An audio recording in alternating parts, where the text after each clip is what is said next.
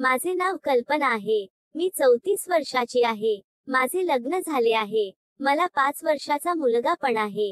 ही तेव्हाची गोष्ट आहे जेव्हा फोन नवीन आले होते. कम्प्युटर अजून सर्वांकडे नव्हते. इंटरनेट तर नव्हतेच. मी माझ्या एका लहानपणीच्या मैत्रिणीला भेटायला तिच्या घरी गेली. तिचे नाव निर्मला आहे. ती माझ्यापेक्षा वयाने मोठी होती पण आमचे एकमेकांशी चांगले जमायचे. आम्ही खूप चांगल्या मैत्रिणी आहोत. लहानपणी एकाच गावात राहायचो तेव्हापासून आमची मैत्री सुरू झाली, ती अजून तशीच आहे. जिवलग मैत्रीण असल्यामुळे आम्ही नेहमी एकमेकांच्या सुख आणि दुःखात एकत्र असतो. मी जेव्हा तिला भेटायला घरी गेली, तेव्हा तिचा मुलगा रमेश घरी होता. रमेश 19 वर्षाचा आहे. कॉलेजमध्ये जातो. मी त्याला लहानपणी पाहिले होते. नंतर भेट नाही झाली. निर्मला आणि मी खूप दिवसाने आम्ही भेटलो होतो तर दोघे गप्पा मारत बसलो. रमेश समोर खुर्चीवर बसून अभ्यास करत होता. आमच्या गप्पा रंगल्या. काही वेळाने निर्मलाच्या काकीचा फोन घरच्या लँडलाईनवर आला. तिच्याकडे हातात फोन घेऊन बोलणारा लँडलाईन होता. तर ती फोनवर बोलायला आत स्वयंपाकघरात गेली. मी बाहेर बसली होती. काही करायला नव्हते म्हणून मी रमेशशी बोलू लागली. रमेश पण हसत मन मोकळेप्रमाणे उत्तर देत होता. मी त्याच्या अभ्यासाबद्दल विचारले. त्याच्या जवळ गेली आणि तो काय शिकतो आहे याबद्दल विचारले. बाजूला त्याची बॅग उघडी होती आणि एक टेबलावर पुस्तक ठेवले होते, ते मी उचलून पाहू लागले. तेवढ्यात निर्मलानी रमेशला आत बोलावले. तिने त्याला खाली जाऊन काहीतरी आणायला सांगितले. रमेश गेला खाली. निर्मला परत स्वयंपाकघरात होती. मी रमेशचे पुस्तक पाहून बॅगमध्ये ठेवू लागली. पुस्तक ठेवताना मला आत एक लहान पुस्तक दिसले. ते एका गोष्टीच्या पुस्तकासारखे दिसत होते. हॉलमध्ये कोणी नव्हते. निर्मला पण आत होती. बाहेरचा दरवाजा बंद होता. तर मी ते पुस्तक सहज पाहण्यासाठी बाहेर काढले.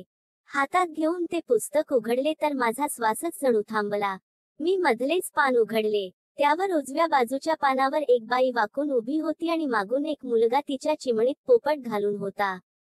डाव्या बाजूला पाहिले तर एक काळी आफ्रिकन बाई खाली बसली होती आणि गोऱ्या मुलाचा पोपट तोंडात घेऊन चोखत होती. ते फोटो रंगबेरंगी होते. मी ते पुस्तक पाहून दचकली. अंग शहारले. हे काय आहे असा उद्गार तोंडातून आला. मी अजून पाने चाळली तर पूर्ण पुस्तक फक्त फोटोनेच भरले होते. प्रत्येक पानावर रंगबेरंगी फोटो आणि त्यात मुलगा मुलगी वेगवेगळ्या पद्धतीने ठोकत आहेत. मी याआधी असे पुस्तक कधीच पाहिले नव्हते.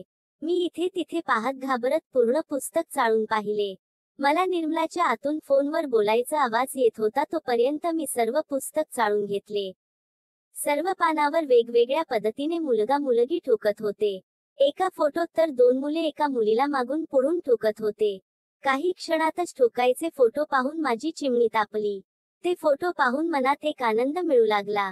मनुके कडक होऊ लागले. चिमणीवर खाज येऊ लागली आणि चिमणीला हात लावायचे मन झाले. मी त्या पुस्तकात एवढी गुंतली की माझे लक्षच नाही आत निर्मलाचे फोनवर बोलून झाले त्याकडे. अचानक ती फोन ठेवायला बाहेर आली तर मी दचकली आणि घाबरून ते पुस्तक मी हात मागे घेऊन लपवले. निर्मला आली आणि ती बोलता बोलता बाजूला ठेवलेले कपडे गोळा करू लागली. मला तेव्हा काही सुचले नाही तर मी घाबरून मागून कुर्तावर केला आणि मागे पायजामध्ये कमरेवर ते पुस्तक आत अडकवले आणि कुर्ता खाली केला. अशीच समोर उभी राहून मी निर्मलाशी बोलत होते. तेवढ्यात तिचा मुलगा रमेश बाहेरून काहीतरी घेऊन आला.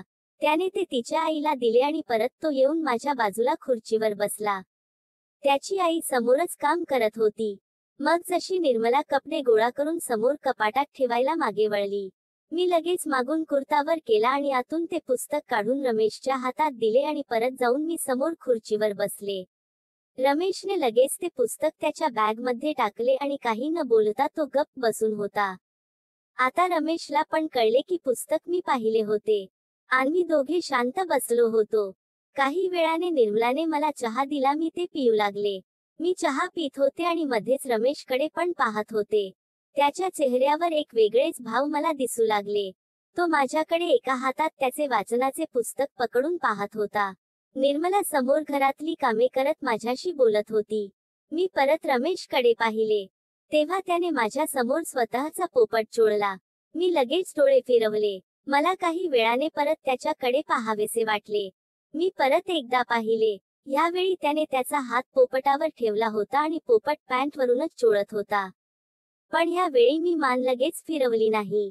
मी पण त्याला टक लावून पाहू लागली. कधी त्याच्या पोपटाकडे पाहत होती की तो कसा चोळत आहे, तर कधी त्याच्या डोळ्यात डोळे टाकून पाहत होती.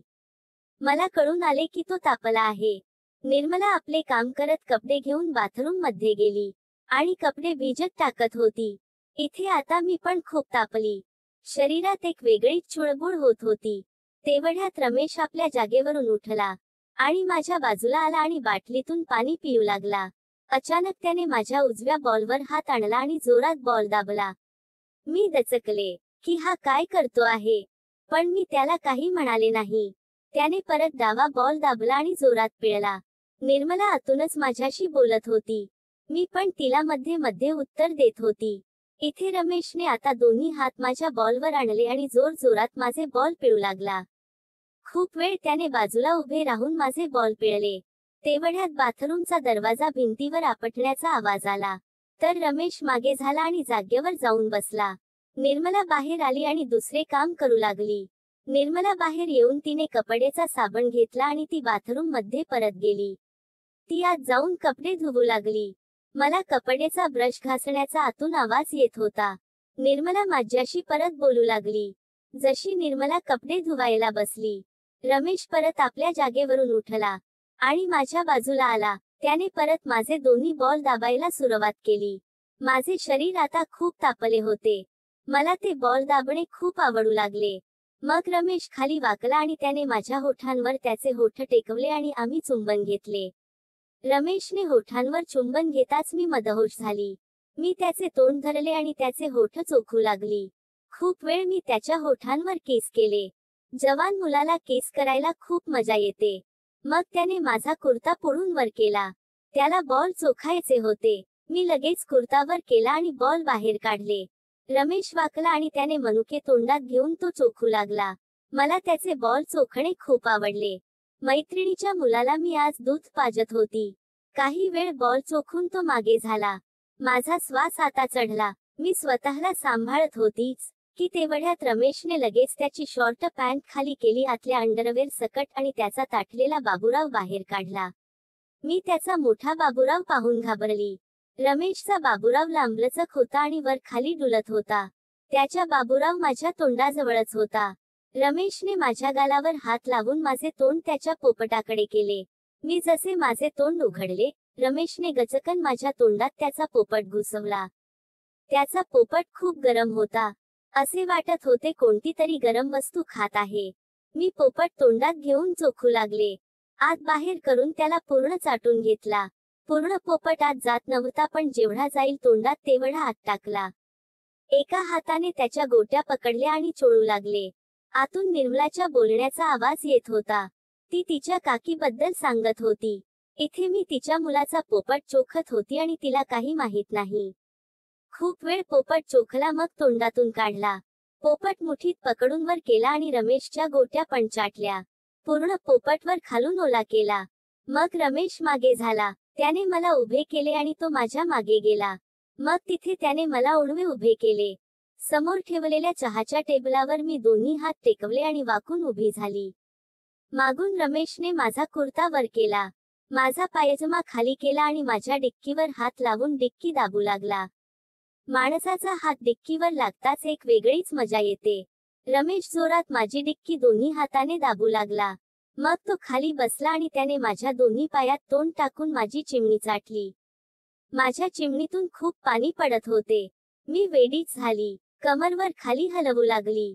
पण रमेश थांबला नाही. तो चिमणी चाटत राहिला. त्याने चिमणी चाटत डिक्कीच्या फटीत पण आपली जीभ फिरवली. आता मला निर्मलाशी बोलायची काही इच्छा नव्हती. मला ठोकण्यात खूप मजा येत होती. पण ना इलाजाने निर्मलाशी असे वाकूनच मी बोलत होती. तिला उत्तर देत होती. मागे रमेशने काही वेळ माझी चिमणी आणि डिक्की चाटली आणि मग तो उभा झाला. उभा होताच त्याने त्याचा ताठलेला पोपट माझ्या चिमणीवर टेकवला. त्याचा पोपटाचा टोक माझ्या चिमणीला लागलेला मला जाणवला. मग हळूच त्याने पोपटाचा टोक चिमणीत घुसवला. आता मला चिमणीत पोपट हात घुसताना जाणवत होता. मी खूप तापले आणि ठोकून घ्यायला पूर्ण तयार झाले. रमेशने पूर्ण पोपट चिमणी घुसवला. त्याचा पोपट माझ्या नवऱ्यापेक्षा पण खूप मोठा होता. हळूहळू रमेशने आपली गती वाढवली आणि पोपट चिमणी घुसवून मला ठोकायला सुरुवात केली. गरम पोपट चिमणी जसा आत बाहेर होऊ लागला, चिमणी नाचू लागली. खूप आनंद मिळत होता. रमेशने मला घट्ट कमरेवर पकडले आणि जोरजोरात दणके देत मागून तो मला ठोकू लागला. जोरजोरात माझ्या डिक्कीवर फटके पडत होते. मी एकदम तापली. त्यात रमेशची आई आत माझ्याशी बोलत होती. तिला पण हळू आवाजात उत्तर देत मी स्वतःला ठोकून घेत होती. रमेश खूप तापला होता. मला भीती ही होती की दणक्याचा आवाज तिच्या आईला गेला नाही पाहिजे. आम्ही दोघे एकदम जोशमध्ये होतो. रमेश मला जोरजोरात ठोकू लागला. तेवढ्यात माझे पाणी निघाले आणि मी चिमणी पोपटाभोवती गच्च आकसली. पण रमेश थांबला नाही. तो जोरजोरात दणके देतच होता. काही वेळ शॉट मारून झाल्यावर रमेशचे पाणी निघणार होते. त्याने दणके देत लगेच पोपट बाहेर काढला आणि माझ्या डिक्कीच्या फटीमध्ये जोराची धार उडवली. त्याचे गरम पाणी माझ्या डिक्कीच्या फटीतून खाली येताना मला जाणवत होते. खाली चिमणीपर्यंत पाणी गेले आणि पूर्ण चिमणी ओली झाली. मग रमेश मागे झाला. मी पण लगेच उभी झाली आणि जाऊन मी सोफावर बसले आणि काही न झाल्याप्रमाणे मी रमेशच्या आईशी बोलत होती. रमेशने पण आपली पॅन्ट घातली आणि तो जागेवर जाऊन बसला. तेवढ्यात निर्मला आतून बाहेर आली. ती समोर उभी राहून बोलत होती. मी खुर्चीवर बसली होती. निर्मलाशी बोलताना मला जाणवले की रमेशच्या पोपटाच्या पाण्याने माझी पूर्ण चड्डी मागे ओली झाली होती. मला डिक्कीच्या फटीत चिकट चिकट जाणवत होते. मी काही वेळ अशीच बोलत होती. मग निर्मलाला म्हणाले, आता जाते घरी, काम आहे, आणि तिथून निघाले. त्या दिवशी रमेशकडून ठोकून घ्यायला मजा आली. असा आनंद कधीच मिळाला नव्हता.